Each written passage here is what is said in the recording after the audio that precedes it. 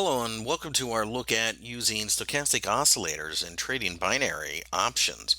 This indicator is one of the older indicators out there. It's on just about any trading package you can find. Very easy to track down, very easy to use.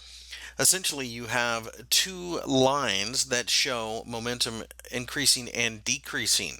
When they cross, such as we have right here, that tells you that the momentum might be shifting. Another feature is that we have two areas to pay attention to. We have the 20 and the 80 on the actual chart of the stochastic indicator itself.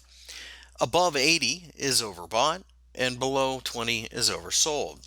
So what you're looking for is a cross in one of these two areas to begin trading in the other direction. The idea is that the momentum has peaked and it is starting to sell off. So as we look at this chart, you can see this choppy chart suddenly becomes much more clear as we get strong signals. You can see that it was a negative sign that the sellers were starting to come into the market. It was time to start buying puts. And in fact, that's exactly what started to happen. The market dropped. The next time that we turned around, we were not below the 20, so you would have ignored that move, although we did rise slightly. You can see that we did not get into the overbought move, so we dropped, and at that point in time started to get oversold. That was a call buying opportunity according to the chart, and we rose from there. Obviously, calls would have worked out.